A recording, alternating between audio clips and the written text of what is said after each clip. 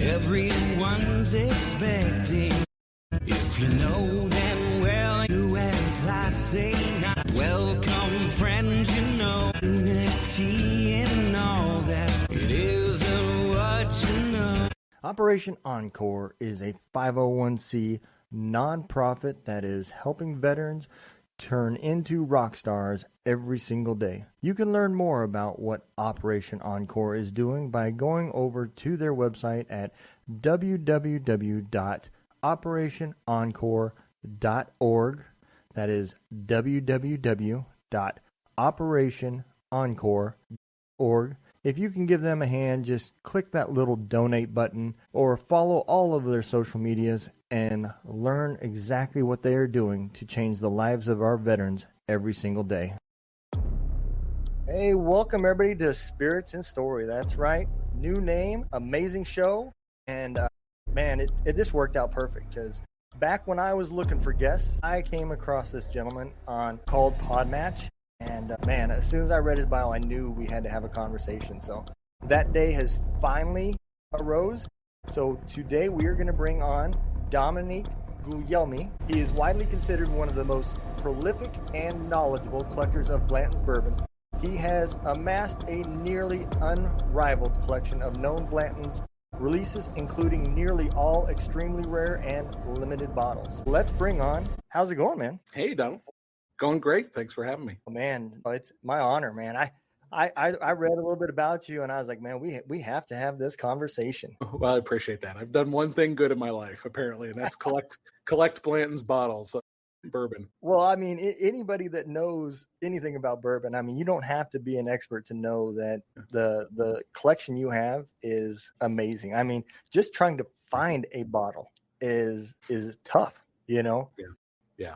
Well, why don't you give everybody a little bit of a back history of how this came about? Sure. Well, for me, it's it's like any other good story. It's a journey, and it all started about, I want to say 2017.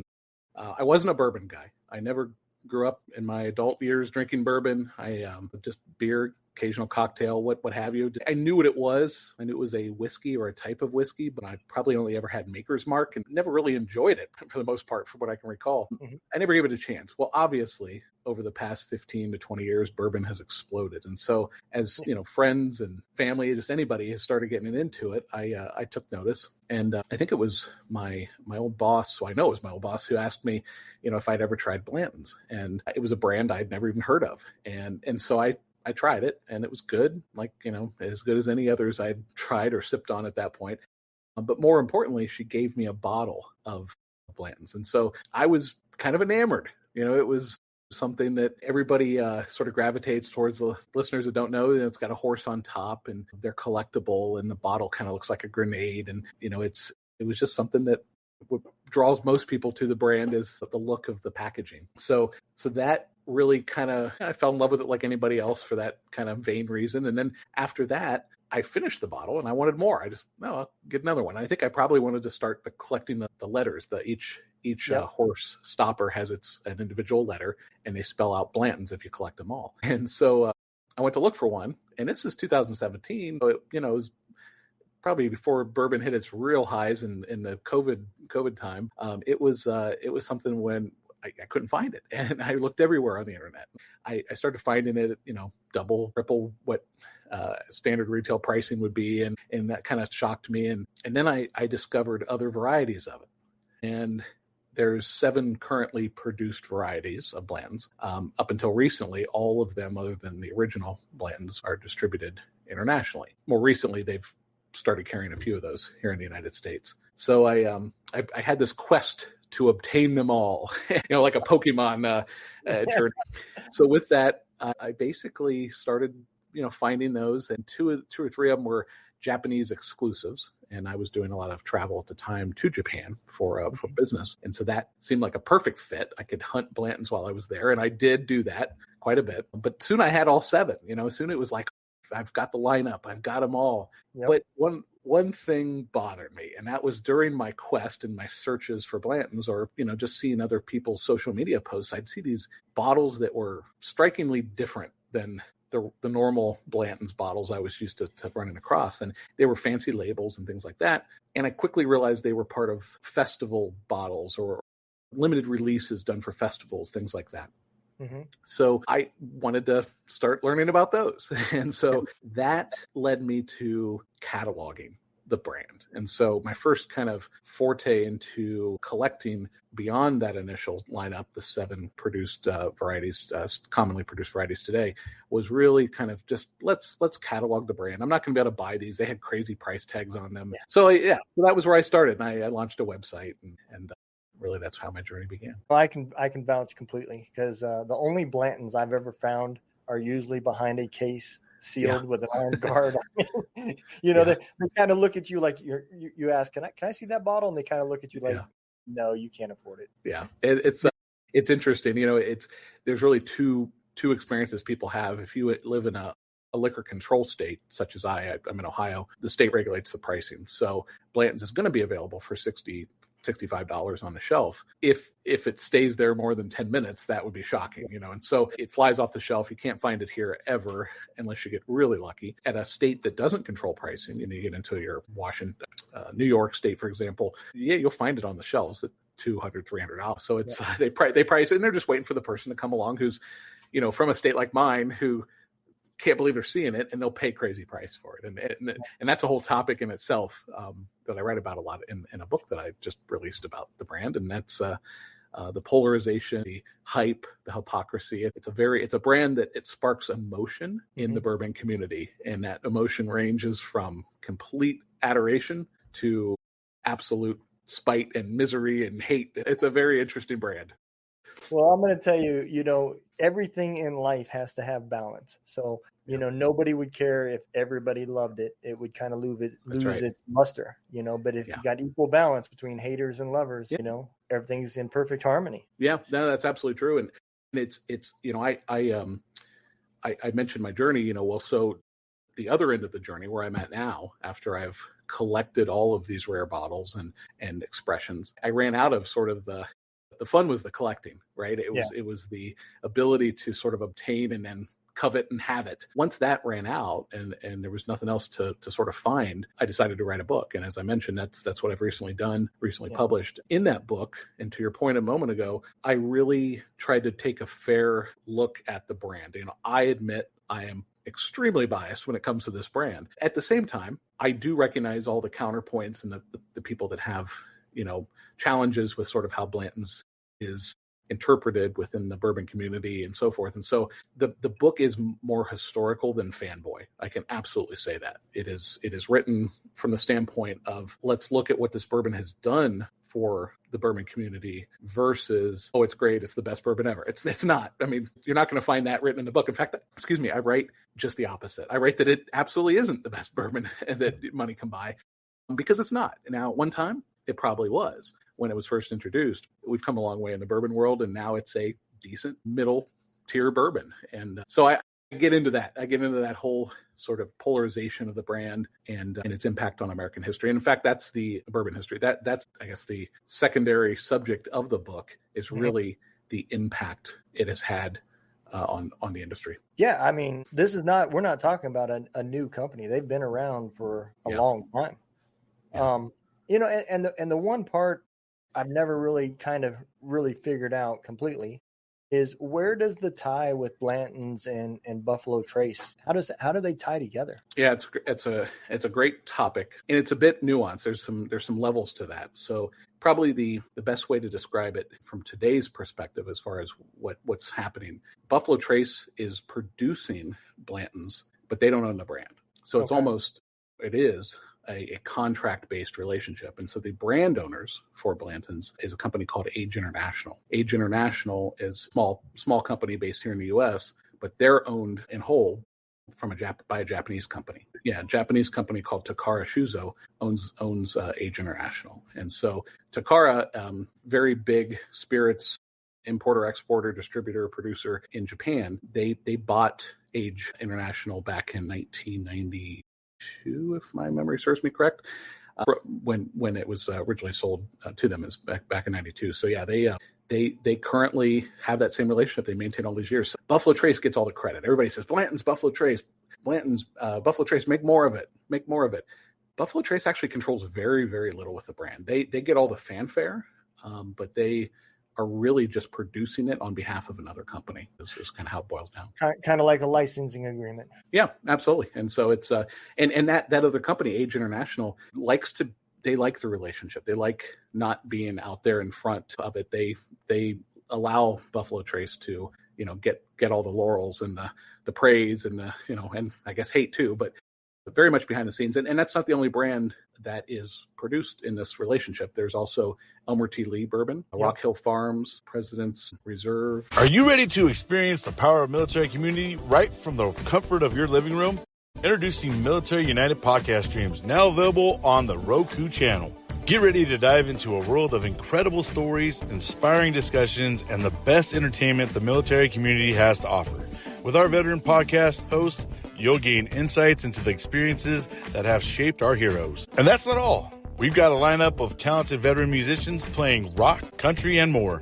Get ready to rock out with these incredible artists who have served our country and are now ready to entertain you with their soulful tunes. But wait, there's more. We've also got veteran comedians who will have you in stitches with their hilarious and relatable stories. Laughter is the best medicine, and these brave men and women know how to deliver it. So gather your loved ones, grab some popcorn, and prepare for an unforgettable journey into the world of military podcast, music, and comedy. With Military United podcast streams now on Roku, you can access all this incredible content with just a few clicks of a button. Military United podcast streams on Roku channel. It's time to honor, entertain, and celebrate the incredible men and women who have served our country.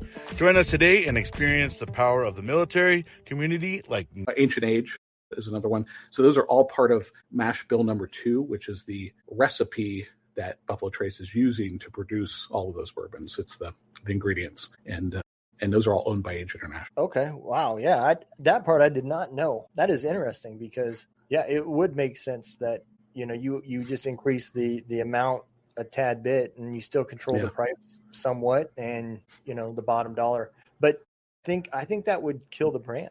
I really do. Just because part of Blanton's is the hunt. I mean, that is when you hear people talking about it, you don't really hear the conversations about the taste or anything like that. It's the thrill of looking for it, like you were saying before, and saying, "Hey, I finally found it." That's part of it is, and you've touched on what ultimately is one of the biggest complaints in any even if you go and look at Buffalo Trace social media posts, the official Blanton's Bourbon Instagram, which is run by Age International, not Buffalo Trace, but any of those social media posts, that anytime they post a tchotchke that they're selling in the gift shop, or a picture of the bottle in a seasonal, like in a Christmas sweater or something gimmicky, the replies are always just loaded up with "wish you made more of it, wish I could get it, wish I could find it." And it's interesting because it's one thing to, I guess, have a challenge, have a gripe when you can't find it. I certainly understand that and appreciate it, but the lengths that people go to theorize about why that is really funny. And in my own research for the book and just knowledge of the brand as I grew to enjoy it and collect it, I realized so many of those are falsehoods. People think that it is being limited in production in order to drive the hype and hysteria. And that's just so far from the truth. With bourbon, it's an aged spirit. It ages in the barrel, and it takes, 6 to 8 years to produce the Blanton's products. And so first and foremost, you're only as good as your forecasts were 6 to 8 years ago when you put the bourbon in the barrel to begin that journey. And so that's the first thing is it's always looking forward to the future and looking back from where you are today. And so they have done a ton at Buffalo Trace to increase productivity. They've added a third shift to the bottling hall that they use, the room that they use to bottle Blanton's. So they're bottling 24, not 7, but 24/5, 5 days a week. And they're producing significantly more than they were even 15, 20 years ago. There's just so much demand, it doesn't matter. I mean, the product flies off the shelf. And, you never see an advertisement for a Blanton's or many other popular brands of bourbon, because why would you spend a dime in advertising when your product is literally flies off the shelf? That's a great problem to have, I guess. Absolutely is. And Yeah, I find it fascinating because you kind of touched on it a little bit ago about not necessarily, when I first started getting into bourbon, and I'm by far no expert. I drink it because I enjoy it. But I thought the more the bourbon cost, the better it was, and I think that's like the rookie belief, Yeah. And then I slowly learned that the price doesn't really matter. And the more bland the bottle is, the better chances of how good the whiskey is. At the end of the day, they didn't spend a whole lot of money on a fancy glass to attract you. And that's just kind of what I know. I mean, my favorite bourbon that I buy is called Walker's K. Very cheap bottle. It's hard for me to find. They're just in certain areas, but I can order it online. Yep. I get 2 bottles for the price of 3 because shipping costs about the same as 1 bottle. So. Right. But it's really good. It's about $35 a bottle, and I enjoy it. People ask me what I like. Woodford Reserve is my kind of go-to, and a lot of my bourbon friends and other authors and that are more experienced than I am, certainly even in bourbon, that laugh at me at that. But no, I fully agree. Drink what you like and what appeals to your taste. Yep, absolutely. Because that's what it's about. It's about a happy storytelling, conversational drink. 1 or 2 drinks and the stories are over, the conversation's over, and everybody goes about their way. But for the most part, that's just what it is. It's about sharing stories and drinks. It's not uncommon for people to really not open up a bottle unless they've got somebody else there to drink with. Spend a lot of time alone, so I don't wait. Yeah, right. Listen, I understand that notion. It's interesting as you said that, it made me think. For your listeners, if especially if they're not maybe big bourbon folks listening, definitely check out the I think it's on Netflix. It's called Neat, Neat. Mm-hmm. Just a wonderful story of bourbon and it's not soup to nuts, but it's very much, it covers sort of the warmth of what you were just talking about there. It's a beverage that should be shared with friends and enjoyed and sipped, and the nuances of it. I can't recommend that enough. And they highlight some Buffalo Trace products certainly, and some characters that work at Buffalo Trace that are awesome people, make some appearances in the video, in the documentary. So highly recommended. It's kind of funny because the other thing too I've noticed is regionally, wherever you go, different things are hard to find. And prime example, the same liquor store I've been shopping at for years in Georgia. I live in Missouri right now, where I take care of my mom, but my wife and kids and everybody's still in Georgia, so I go back and forth. Mm-hmm. And there's this one little package store that I always go, and he's usually got a pretty good selection of bourbon, and he's a Scotch drinker himself. But one day he had a bottle of Eagles Rare. I've been hearing about how great Eagles Rare is, right? And I said, "Oh, you got Eagles Rare?" He said, "First time in 2 years." He said, "I used to get 1 case a year, and that's all they would give me." Wow. He said, "Last year they gave me none, and this year they gave me 1. I've gotten 1 case." So I said, "Well, how much is a bottle?" He said, $65. Yeah, you can get that for about $40 anywhere else. Right. It is. It's all depending on where you're at and where they're, and that's like, I'm in Ohio. I mentioned we have Weller. Ohio is known as a Weller state. And so people, I don't really need any more Weller. I've had enough of it. It doesn't, but Eagle Rare, same thing. I don't see it. And when I go to like New York, I see it, and actually decent prices too, for the most part. Yep. So it is so interesting how the distribution process works, and the allocations and the laws, and how the states drop the bottles in the stores when they control it. It is a mess, which is interesting, because one of the themes of my book, or chapters, I should say, really discusses kind of the whole process of how people purchase Blantons and find it, and is it worth the extra money. And so I kind of dive deep into the equation of time versus money. And so for me, I'm more of an instant gratification person, right? I want something, I get it. And, like so many of us now in these days, we're, the Amazon generation. And so for me, as I collected, but even for the more common bottles of Blantons, I never went and waited in lines and drove all over town, because for me, the extra few dollars I was going to spend were worth it to save all that time and effort. Now, some people enjoy that hunt. Some people kind of enjoy maybe going store to store and making friends with the person that runs the store and hoping that they hold back a bottle, and that's okay. To each his own. But for me, it was all about, if I wanted it, I'll find it online, and I'll pay extra, but it was worth it. But that said, I also discuss and kind of make it a point in the book to say you shouldn't consistently be overpaying for Blantons. If you've never had a bottle and you just really want one, okay, fine. Spend you could spend a couple $100 if you had to, but I wouldn't be buying multiple bottles at that price for consumption, because again, and to your point earlier, it's not worth, the bourbon, the price of it doesn't mean it's better. That's very true. Yeah. And a lot of people, I've seen people that have two different types too. They have a shelf that they'll probably never open up until the day they die, and it's just their collection shelf. And then they've got their other stuff. I have a little bit different. I have the stuff I drink, and then I have this one little bottle of Southern Comfort over here. That's my guest liquor. So if people come and visit me, you're getting the cheap stuff. You're getting the Southern Comfort. Hey, listen, that's all right. Yep.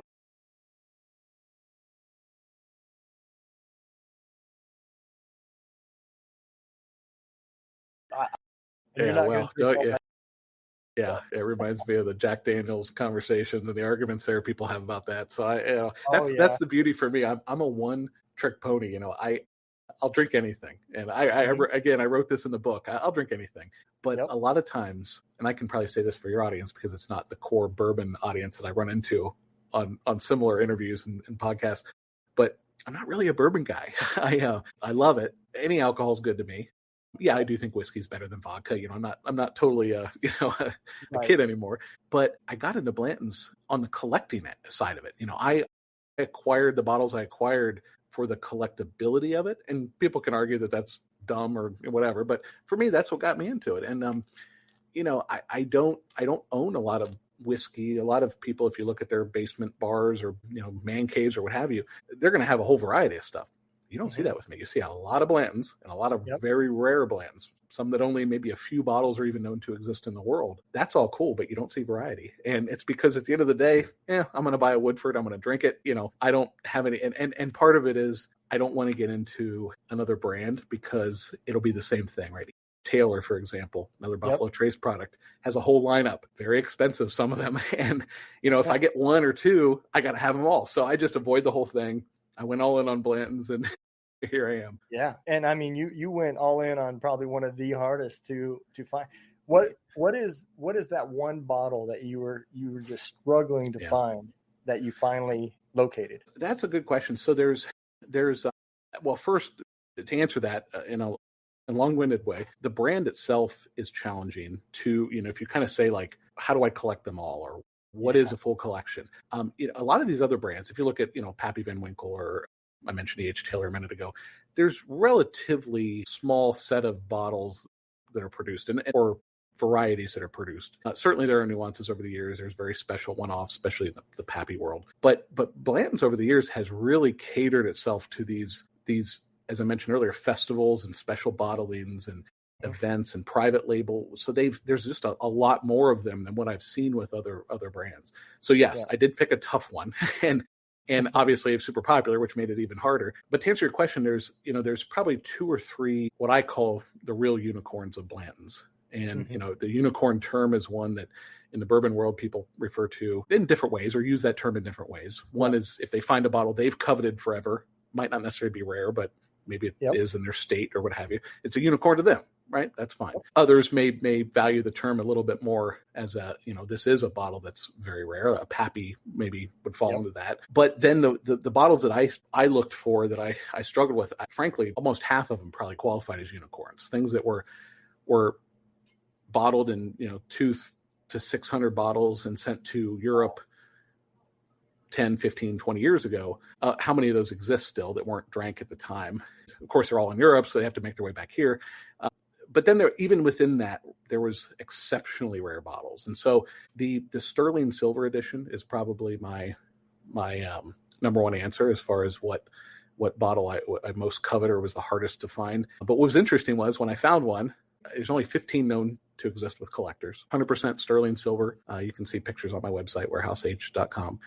But it's a beautiful bottle. And once I found one, all of a sudden I found more. I've actually found 3 total in my collecting journey, and I still own 2 of them. Buffalo Trace has one in their whiskey vault. Age International has one in their office. So that's the one that most Blanton's people would say is the hardest or the most coveted. Mm-hmm. What's interesting though is it didn't end up being the hardest for me to find at the end of my journey. One of the ones that probably I'm most proud of is one that's called the My Only Blanton's release. And it's a very special label. It's got a metal label on it that surrounds the bottle instead of the paper label. Mm-hmm. And what makes it special is a limited number, all sent to Japan. It was a private barrel pick program where rich, wealthy Japanese people bought a whole barrel and had it bottled for them. I own one of only two, now only one of one known bottles that it was bottled at 141.9 proof. So that is the highest proof that was ever bottled for Blanton's. And there was two bottles that one of them was opened at a bar in Kentucky and consumed. But this is the other one. And there's really, I think, only two other people that have this same label.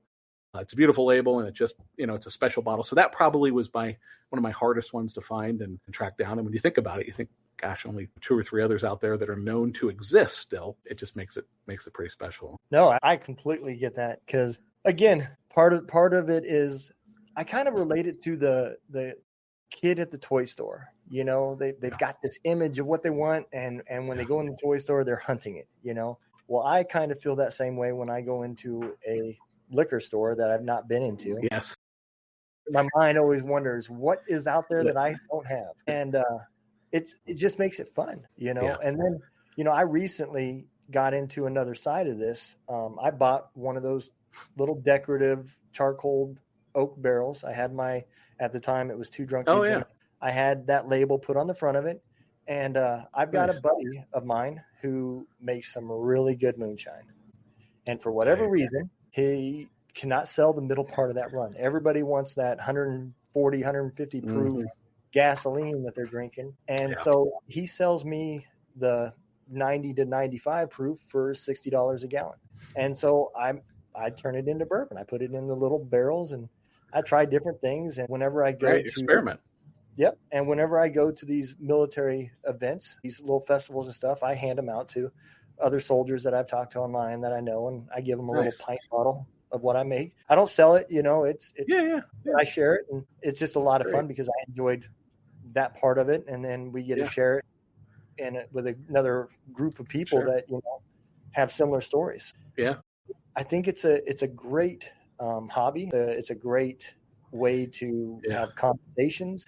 I usually drink some with it just about every show. A lot of times I will, a lot of people don't know this, but the secret will get out now that we're not two drunk dudes anymore. But what I used to do is I used to always mix my bourbon with Pepsi. Long shows that were going to be long. The reason why I would do that is I would then fill my glass up the rest of the way with Pepsi. It would be no more. And into the bourbon. People don't realize it, and I'm not getting drunk. And, right. I never wanted that to be part of the show. But a lot of people, just because of the name, they assume that I drank all the time. So I just kind of kept up with the image by hiding it with Pepsi. That's anybody can, what I've learned in this, of course, the real bourbon aficionados, there's folks out there right now that are just, chuckling, right? I get it, right? If you want to understand the nuances of the flavor of bourbon, you got to drink it neat, drop of water, that kind of stuff. But at the end of the day, it really does go back to, especially when you're in private, nobody's judging you. Drink it how you want it, because even Elmer T. Lee, who was the famous master distiller at Buffalo Trace, the bourbon named after him, was part of the launch of Blanton's. Even he preferred to drink his bourbon with 7-Up or Sprite. Now, he wouldn't do that if he was doing a tasting profile to really understand those nuances. But as far as just his daily consumption, go for it, right? And listen, if you're doing that, my only request is just don't take all the more reason not to buy the expensive stuff, right? Buy your $20, $30 bottle and mix it with whatever you want and have fun, But because, it does mask, of course, those nuances. Oh, yeah. No shame, though. Why not? Yeah, and like I said, I did it more just to disguise how much I was drinking. But, sure. For the most part, this is pretty much how I drink it. This is actually the closest I could get to Blanton's was Buffalo Trace, so that's what I went with tonight. Nice. Yeah. No. Hey, listen, it's all made right there. I've got I'm sipping on a Japanese black label. It's 80 proof. So this is the same for the folks who can see this online. That I've got holding it up, but it's a black label. It's only 80 proof, but for me it's easy to drink, and like you said, you don't kind of get ahead of yourself too much by dry. I've got 135 proof straight from the barrel that I haven't opened, but that's one to end the night on, not start the night. Yeah, my buddy, he tried to make some bourbon one time, and he did it the real trailer park way, I guess. He did it with the Jack Daniel barbecue wood chips. Where? Yeah, and he wanted to make it a maple bourbon, right? And he knew that's pretty much all I drank was bourbon, so he wanted me to try it to see. And I took just a little bit out of that mason jar he gave me, and I gave him the whole mason jar back. And he said, "Have you ever wondered how you can help out the show? Well, that is very simple. You can help us out by going to www.twodrunkdudesinAgunroom.com. That is www.twodrunkdudesinAgunroom.com. There's many ways you can help us by listening to the show, supporting the show, liking, sharing, and everything else that comes along with social media. But one of our biggest goals is to help build the nonprofit Heroes Voice Media Foundation. This is a foundation that has decided to start celebrating courage and amplifying heroes. Find your voice with Heroes Voice Media. You didn't like it? I said, well, I only use 87 octane for my car. I don't know what you want me to do. It was like 130 proof, and I'm like, that's Everclear, man, with maple sauce. I don't mind the high proof, but that sounds like an interesting recipe there. So yeah, I'd leave it to the experts. I haven't done too much experimenting in that regard. Probably the closest I get is, a lot of people do their infinity bottles where they'll take little bits of others and mix them together and stuff. With me, Blanton's is all the same mash bill, right? So it as far as mixing Blanton's with Blanton's, when I get low on a few of the bottles and mix them together, that's not really risky because it's essentially the same product, but it's at the same time it's whatever. Well, let's get into another little side of this then. So while we're talking about how it's made, most of Blanton's is single barrel, right? They don't do any. Yeah. So tell the listeners, explain the difference of why is single barrel so more important than double barrel, and then you've got, what do they call small batch? Yeah, small batch. Yep. Absolutely. What does all this mean? Well, so that is a fantastic question as well, and it really starts. That's why Blanton's is so historic, and so the book itself, it says, I have on the front of it, I have the story of Blanton's, America's most influential whiskey, and the reason why I call it the most influential whiskey in America is because it was the first commercially available single barrel bourbon. So, what is single barrel bourbon? It is just that. It is bourbon that comes from one barrel and it's bottled from that one barrel. Now they may dilute it or water it down to a different proof point from what came out of the barrel, but all those bottles are bottled from one barrel. They're not mixed together. And so prior to Blanton's, and still very common today with many products, especially your mid to lower tier products, they do blend the barrels together. They call it mingling, barrel mingling. So they dump them all in these barrels into big vats and tanks and things and mix them all together. One of the benefits of doing that is it hides the barrels that have aged differently or poorly. It masks those poor barrels because it's all diluted within the better barrels. It creates a more uniform product. You can, you kind of, the way I write about it in the book is I call it sort of that McDonald's experience. You go to McDonald's down the road from you or down the road from me, it's going to taste the same. That's what they get when they do the barrel mingling. And so, and it's easy, obviously it's easy to do as well. So what happened was, well, first off, a little bit more in history. If you go back to the 1800s, all bourbon, all whiskey was effectively single barrel, because back then they would distill it and they weren't bottling it, especially prior to I want to say 1880s. I'm probably wrong on that, so don't correct me, everyone. But we'll say late 1800s sometime. They weren't bottling it directly for consumption at the distillers, and so they would ship it off in barrels to the taverns and bars and distributors and things like that. And at those places, a lot of times you might go and take your growler or whatever they called them and filled it up and took your whiskey home. So it was all single barrel back then. And then what happened was the Bottle and Bond Act, which again was the late 1800s.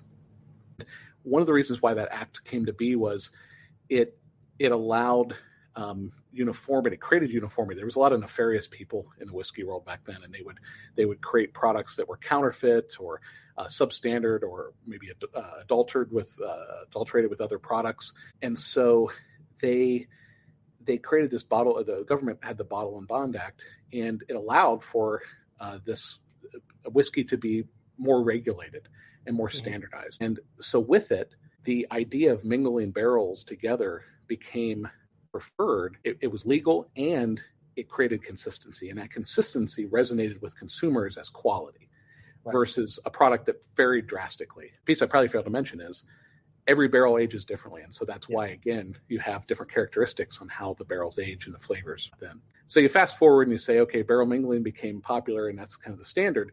Blanton's came along and reintroduced the original concept of, bringing a single barrel to market. And what they did was, not every single barrel, again, is great. They handpicked it. It was picking the best barrels and saying, these are Blanton's and we can charge a premium for them. And they were good. I believe in your book, you also mentioned something about that, about how when they came to market with this philosophy, somebody referred to it as similar to throwing the Hail Mary, trying to save the whiskey industry. Yeah. And, I personally, because I only have such a little small barrel, but if you go back in that time frame, I mean, we're talking about where it aged at was more in an open pole barn type sediment. So the harsh of a winter and the hot of the summer, from season to season, as it varies, can also change the flavor of the whiskey or the bourbon because of the barrel swelling more or less and so forth. Am I correct? Yeah, absolutely. The warehouses all have different characteristics. And so the different distillers, even the warehouse workers, the foremen, et cetera, they would all have their own preferences. Elmer T. Lee, who I mentioned earlier, was the master distiller at Buffalo Trace for so long. He had his preferences. And it was all because of the characteristics of those warehouses. For example, brick versus a metal warehouse. Warehouse H is where Blanton's is mostly aged. I get into that topic in my book, but everybody thinks all Blanton's is aged there for its entire life. That's not quite accurate. But Warehouse H is a metal-clad warehouse. And so, to your point, absolutely. The elements, it is heated, steam heated, but the elements, the cold winters really permeate and get into that warehouse more easily. And therefore, that bourbon goes in and out of the wood and interacts with it differently than maybe a warehouse that's stone or brick. So that does play a big part of it. Yeah. And I think that's one part that I always find interesting about bourbon compared to whiskey is that aging process. Bourbon can't be aged for 1 or 2 years and then be called bourbon. There's a time frame that they recommend for it to be actually aged to, if I'm not mistaken. And whiskey, is 6 months to a year. Yeah, well, all bourbon is whiskey. So bourbon itself is whiskey, and you're right, there are strict rules around bourbon and what it can be distinguished as. What's interesting, and that's all regulated, U.S. federal code regulated. What's interesting about bourbon is it actually is bourbon the moment it goes in the barrel. So when they get done with the distilling process, the final result, the distillate that comes out after the, of course, the fermentation and the distillation, they call it white dog, and it looks like vodka. Tell you the truth, I don't think it tastes as good as vodka. And it's you can buy it. Buffalo Trace, I think, and several others release a white dog product, and anybody that tells you it's good is lying, because it's not. A majority of bourbon's flavor comes from the wood. Correct. You think about the barrels; they caramelize the barrels by putting a flame to them essentially, and it roasts it chars the inside of the barrel, and that process takes the sugars and caramelizes them and so forth. And as the bourbon when they put the bourbon in the barrel, it interacts with that. That's what gives it its color and a lot of its flavor. So, but yeah, what is interesting is technically and legally, the moment bourbon hits the inside of a charred oaked barrel, it's bourbon. So you could dump that out 2 seconds later and call it bourbon, but it wouldn't be very good. But yeah, there are quite a few, nuanced rules as to what makes it. Aging plays a part in how they label bourbon. There are different categories of bourbon, straight bourbon, and there are rules around the age statement on a bottle and things like that. There's some nuances that I talk about that briefly in my book because it applies to Blanton's in a way, but for the most part, it's all good in my opinion. Yeah, I agree. There is other stuff I drink too. I like Crown Royal. I got a little bit of Gentleman Jack up there. I do like it. Yeah. So I'm not just bourbon. I'm probably 90% bourbon. But there's days I also, like you said earlier in the show, I like some cocktails. I'll make some white like that. For sure. Just on special days or whatever. I just want something different. I think that's the military side of me because, when my first duty station, I was in Korea, and the guy that was in the room next to me had gone to school to be a bartender. So when you walked in his room, his wall was covered in all sorts of different drinks for everybody. Yeah. And he got in some trouble, and that's exactly what he said. He said, look, I like different stuff. He said, I don't drink it all. But I have to have it so if I can make this or make that. Yeah, sure. And so that's where I kind of got introduced to the liquor side. Up to that point, I was strictly beer. And, then bourbon came years later down the road. It is really interesting when you have conversations with bourbon people, because some of them are very snobbish and they think it should be done and drank a certain way and how it's made, But I think that's part of the fun in it too. It is. And that's, I put a line in the book with Blanton specifically about love it or hate it, but respect it. And, kind of getting back to what we were saying a minute ago as well, the single barrel bourbon concept that Blanton's introduction sort of relaunched, it created a premium tier of bourbon. And so if you go back it was launched in 1984. If you go back into the 70s and 80s and even most of the 90s, bourbon was dead in the U.S. The quick story is that up through the 1960s, it was the number one distilled spirit in America. But the baby boomers, as they came of age, they rejected it. They rejected it wholeheartedly. They didn't want what their parents and grandparents drank. And so they embraced wine, vodka, gin, things like that. And so bourbon just went on a steep decline that lasted all through the 70s, 80s, and like I said, into the 90s.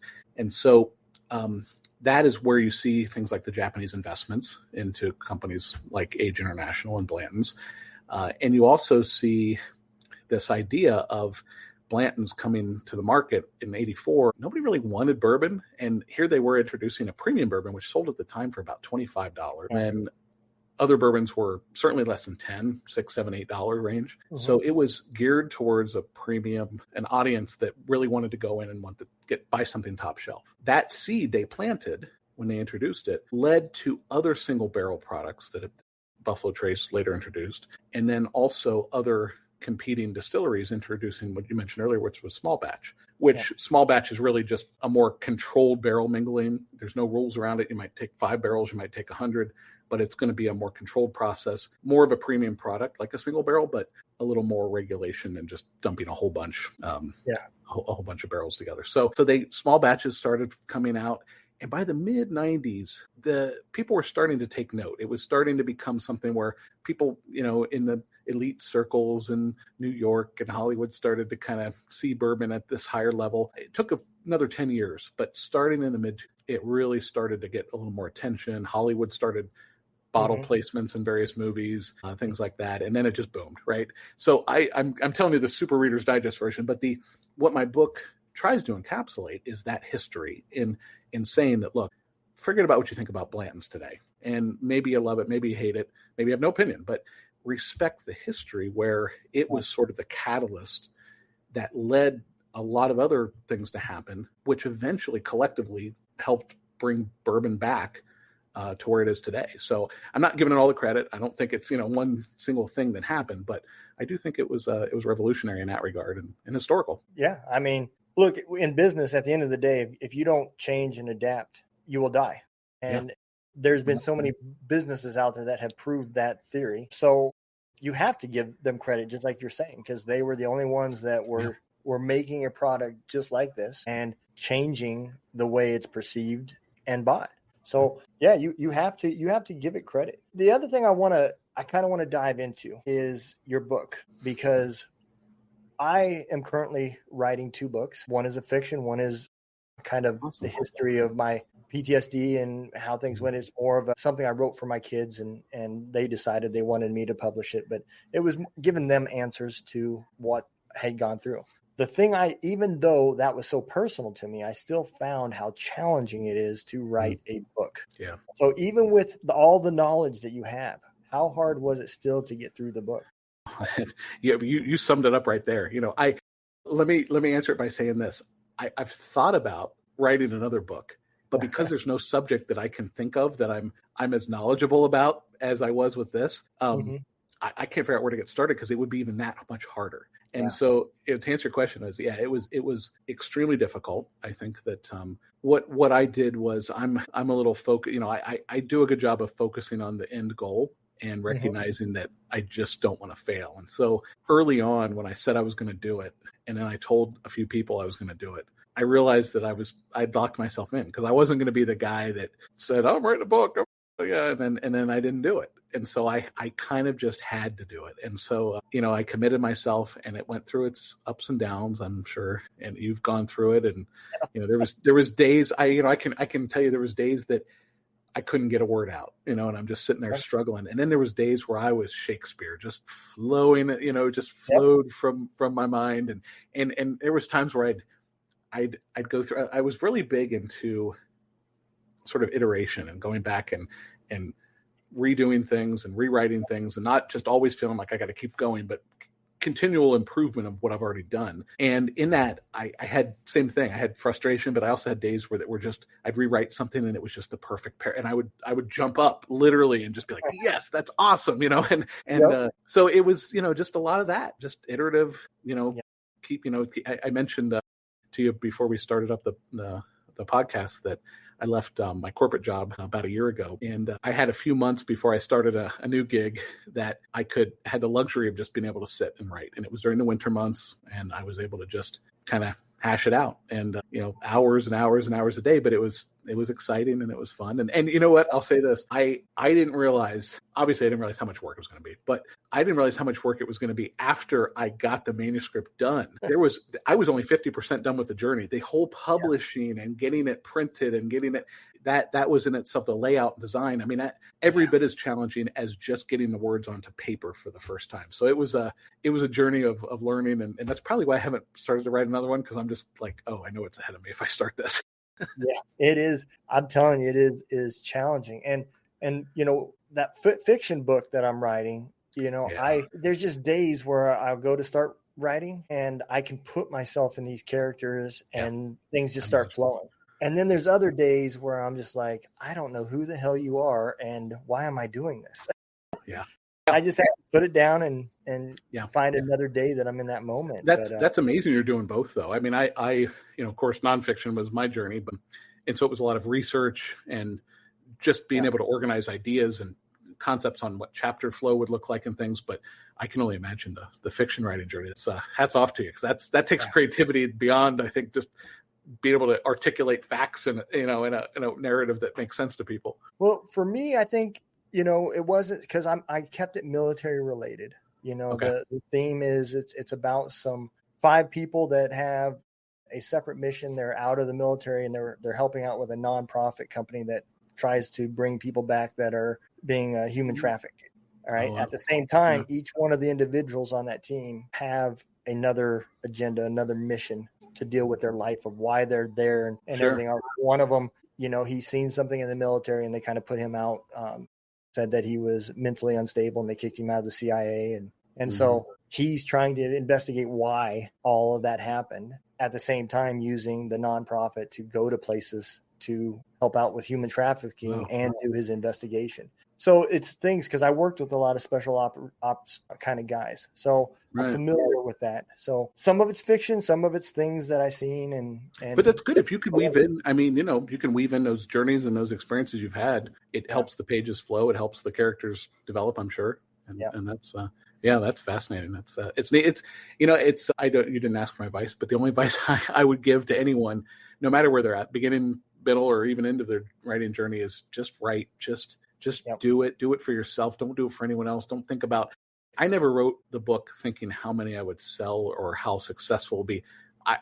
For me, it was the happiest day was the day that I held it in my hands for the first time.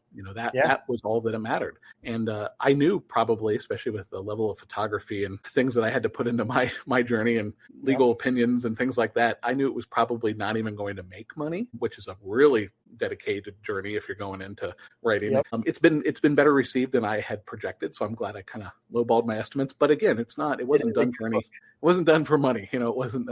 And it's a journey, and that's what's fun. And the feeling you have, it's the accomplishment that you have. Probably unlike most other accomplishments I've had in my life. I mean, it was just very self-satisfying. And I joke, people come over and I have copies of the book like in every room of the house. And I mean, and they're like, "Why do you have so many of your book?" And I'm like, "Well, listen, you write a book, you're going to put it everywhere too. It gives you a chance to, It is is a true accomplishment. Yeah. I cannot wait till I get to that point where I can hold one. You'll get there. And if there's anything I can do to help you, what I will tell you is don't be afraid to use your network, of people. I reached out.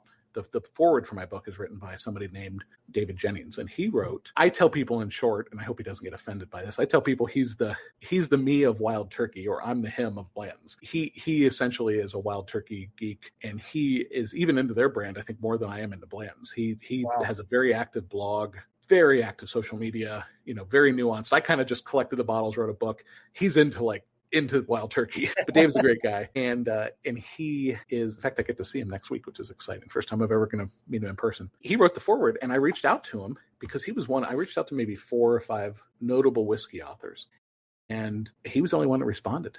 I was kind of a nobody, right? And I was, hey, I want to write a Blanton's book. I'm a big Blanton's collector. And he responded. And the guy was a salt of the earth Southern gentleman. He lives in South Carolina, just a wonderful person. And he took the time to spend with me during those initial kind of few months when I was getting started.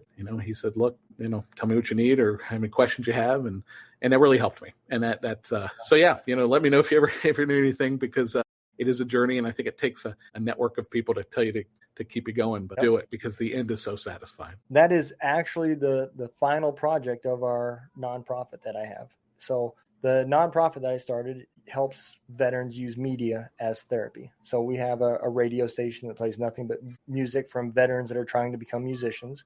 We have a podcasting network, and I just rolled out what's called Words from Warriors, and it's helping guys publish books. And, we do webinars with subject matter experts and help, they give them advice on the publishing methods, writing styles, and all sorts of different stuff. We do the same thing for each of the programs. That was another reason why I decided to go down to write the fiction book. I had wrote that part for my family, and then they told me I should publish it. So then I went back. Now I'm adding a bunch of details because, my family didn't need to know what Germany was like. They were there. Yeah. But now I have to add all these details to it to make it. Yeah. And I was like, man, I am struggling so hard. So I wanted to go through this process as I was doing it, because I knew this program would be coming. It was the final part of our nonprofit. But I wanted to see the process for myself and go through it so I could give good advice and kind of help people steer away from mistakes that I made and so forth. It is tough, man. But that's something I found out since I've been doing this, is the writing community is very helpful. Yeah. Same with the podcasting community, that everybody wants to give back and help for the most part. And I think that's important. It is. It really is. It's, since David was so generous with me, it's the same way I feel like, how can I help people, lessons learned and things like that. And what's interesting is I'm essentially self-published. In the publishing world, you've got your traditional big book deals for your John Grishams and things like that, and advanced royalties and things like that. That's not me. That's not us. And then you've got your middle ground with what they call hybrid publishing now, which is, where you've got sort of these full service publishers that offer you a suite of services like editing and design of your book and taking it all the way to print and getting it distributed. Operation Encore is a 501c nonprofit that is helping veterans turn into rock stars every single day. You can learn more about what Operation Encore is doing by going over to their website at www.operationencore.org. That is www.operationencore.org. If you can give them a hand, just click that little donate button or follow all of their social medias and learn exactly what they are doing to change the lives of our veterans every single day. But you burden most of the costs. They don't pay up front. They're not giving you a big royalty. You're taking the burden on for most of that. And then you have the sort of the third model, which is your tradition or your old school self-publishing, do-it-yourself model. And that's effectively what I did. My book carries the name of a publisher on the back. It's a local publisher to me here in Ohio. Wonderful publishing group. I loved their services for design work, but based on how they normally publish this book is, and I apologize, I'm going a little off the rails in detail, but my book, I chose to publish it in using traditional offset printing. And so offset printing is your high quality print press, very traditional. It's what you want for the best visually appealing print quality. A lot of publishers, especially smaller regional publishers and so forth, are going to use services that are more digital or more what they call print on demand, which is, I'm butchering this, I know, but it's more of a Xerox machine, right? On steroids, probably. I'm oversimplifying it and grossly misrepresenting it, but effectively, the quality still isn't quite there for a book like mine that I wanted to pop with the photos. Right. So long story short, I did use her for design, but effectively, and it's nice to have a publisher's name on my book, but effectively it's self-published, and I did all the heavy lifting. I run my own Amazon account for selling the books on Amazon. I ship every day from my basement out USPS. If you buy my book on my website. So it's a lot of hustle. It's a lot of hustle. Absolutely. It's like you said, it definitely isn't easy. And at that aspect, now you're putting on different hats because now you have to be the self-promoter, you have to be the marketer, you have to do it all. And that gets you into the podcasting world because it's the same. It does, but this is the fun part of the journey because, I just think about a year ago, right? I was sitting there, trying to figure out, there's times where I rewrite a sentence 5 times and I'm just, you start to question your own ability to spell a word. You're like, is that how it's spelled? And you're Googling grammar. I learned more in the last year about grammar than I probably did when I was a kid in school. But now's the fun part. This is Absolutely, man. The end of the road. I'm done writing. Yeah. Well, I congratulate you on your book. It is an amazing book. And I will definitely make sure that I have all the links directly to your website and to an Amazon spot for people can buy it. And I'll just tell you, my website is the preferred choice because I will autograph the copies sold through my website. So if you go out to Warehouse H or BlantonsBook.com, those are my sites, and you'll get me an autographed copy. All right. Well, we'll put those links out there then. Thank you. And we'll get some, because like I said, dude, I love the book. I really did. Thank you so much. Appreciate that. When I got it and I started reading, I showed it to my mom. I said, look at this. This is nice. Yeah. And she was like, yep, it's a book. Yeah, right. Yeah. Damn. That was kind of like a reaction I got from a lot of my friends and stuff too. I was like, yep. Yeah. Well, one other question I got. Yeah, sure. And I have to know, has anybody from Blanton's ever reached out to you and said, hey, I want to see your collection? So, great question. So I have a very good relationship with the distillery. I think I mentioned earlier, the brand owners, Blanton's brand owners, Age International, they're a little bit behind the scenes. They don't get involved with too much of anything other than Buffalo Trace, make more of it, and we'll tell you how much to make. But Buffalo Trace, and I have a fantastic relationship. And so depending on when people are listening to this podcast, but I'm going down there here next week, late February. I'm going to be doing an event, book signing, and participating in an event that they're having for a limited group of people. I think it was a public, tickets were sold to the public, but it's like 200 people. So I'm active with them. I've got my book in their gift shop. It's a big, Buffalo Trace is a big corporation like any other corporation. So just because I'm in their gift shop and I know a few folks down there doesn't mean like I have unfettered access to Buffalo Trace. All my friends are like, can you hook us up? No, I can't. I'm just happy they're selling my book. I don't want to push things too far. Like maybe I can give you, might be able to get you a tour. Okay. But that's, I don't get to like know what bourbons they're going to release next month or something.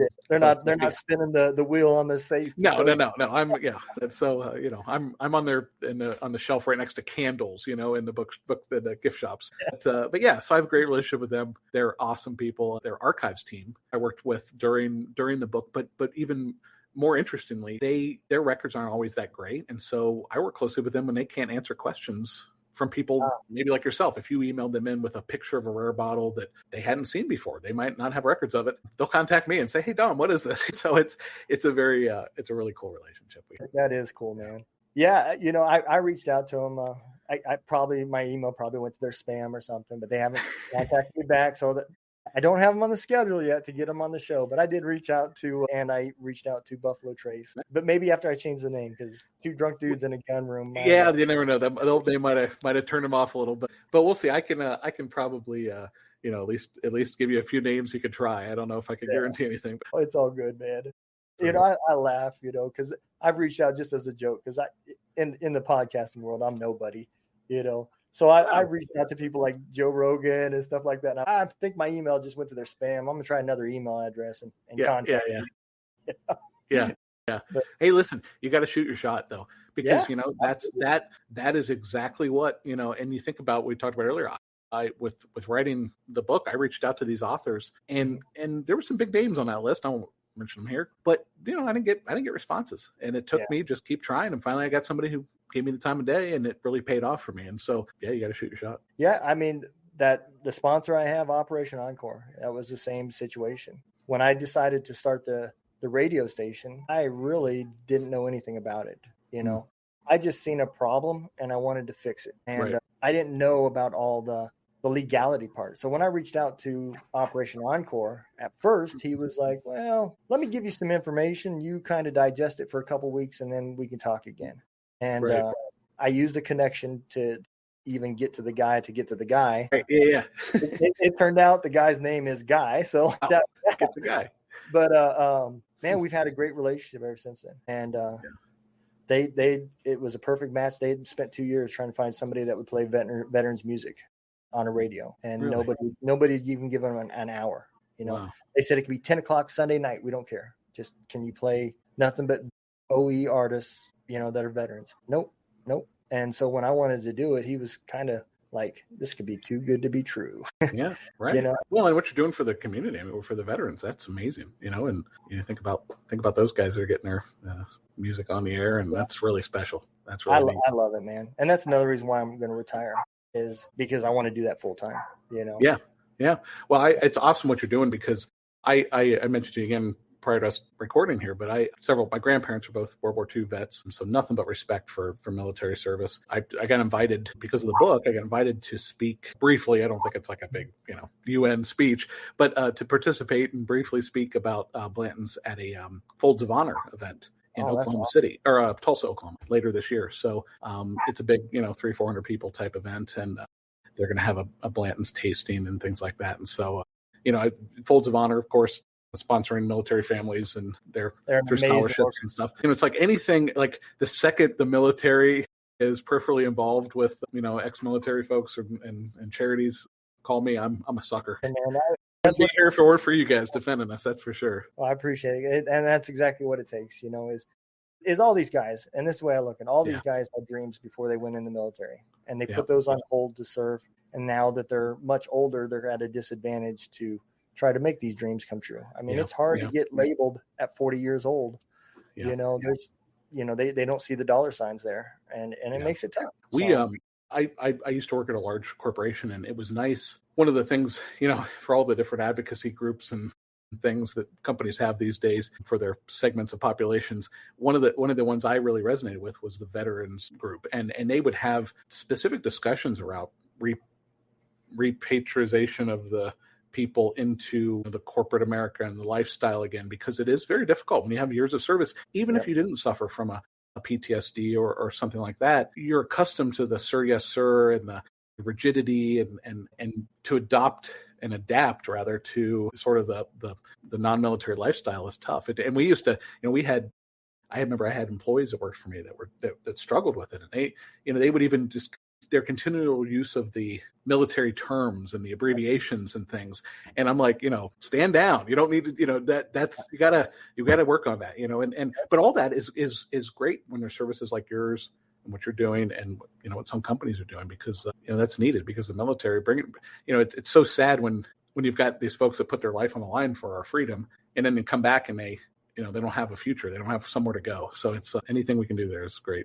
Well, like I tell everybody, man, the Army gives you everything you need to survive, to include emotions and your food, shelter, basic necessities, everything. What they don't give you is how to survive when you leave. And because when you reach in that toolbox and the only emotion you have to deal with everything is anger, a lot of times it doesn't work out very well. And that's where one of the problems is. But I didn't mean to sidetrack with the old. No, that's good stuff, though. Yeah, I want you to bring you forward and let you have a chance to tell everybody about your website, where they can get your book. And I know I've had one of your links going down there at the bottom.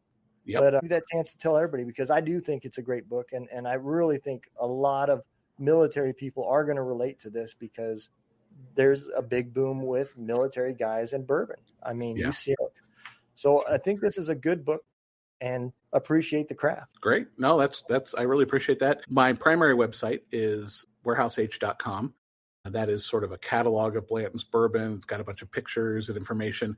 Essentially, the book goes into much more detail than what the website says. But to buy the book itself, go to blantonsbook.com and you can get an autographed copy right there. It's a great gift. I see a lot of people that gift them. A lot of repeat customers come back and buy additional books because folks in their family that just want copies. And so $5 off multiple copies when you buy it. And be great to get some of your listeners to reach out. Absolutely, man. And I'm definitely a fan, so I will definitely be telling everybody, because we all have that little group that we drink with and talk with. And as soon as I seen it, I was already thinking the same thing. People in my mind are like, who would love this for Christmas? And you don't have to be a reader. You know, so many people nowadays don't read. I think I've had so many people reach out to me and either say they picked it up and they couldn't put it down because it was a subject interesting to them. And one guy said the first book he read in 20 years or something. So I thought that was pretty interesting. But it's a great book just to leaf through. You don't have to, it's a chock full of beautiful pictures and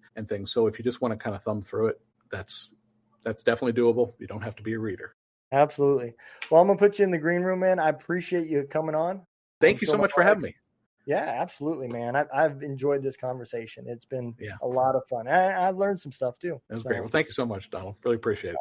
Absolutely. I'll be with you in just 1 minute. All right, man. Everybody knows I always talk a little bit at the end. So this will be changing. Once we get our logo and everything finalized, I will be changing my backdrop. I'm just not into the old green screens. I like to keep things real. So y'all have to deal with that a little bit longer, but that'll be changing too. And as far as the show that we just had, I truly was looking forward to this. I learned a lot about Blanton's and how some of the liquor that I drink ties in with it, with Buffalo Trace. That was kind of one of the big questions I had. And I strongly recommend the book. Like I said, I do have a copy. It is autographed. As soon as I seen it, it was one of the best books I've received. So I want you guys to go out and check it out, especially if you're into bourbon, because you're going to learn a little bit about the history. You're going to learn a little bit about the craft, and you're going to learn a lot about Blanton's. So amazing gift. Check it out. I'll have all the links for everybody, so you won't have to remember any of this stuff. You'll just be able to click right there when it releases, and I strongly recommend you get it. So y'all take care. Remember, don't let the day kick your ass. Kick its ass. Y'all have a great night. We'll see y'all next week.